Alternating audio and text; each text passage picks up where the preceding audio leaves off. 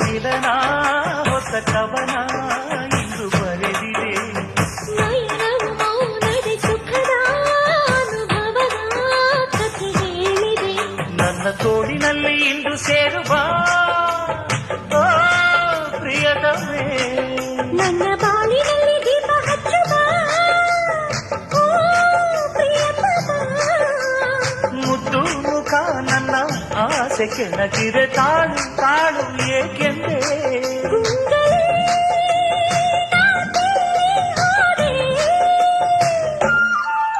ಯಾವ ದೇವಶಿಲ್ಪಿ ಕಡೆಗನು ನಿನ್ನ ಕವಿ ಕಾಳಿದಾಸ ಕಲ್ಪನೆಯು ಚಿನ್ನ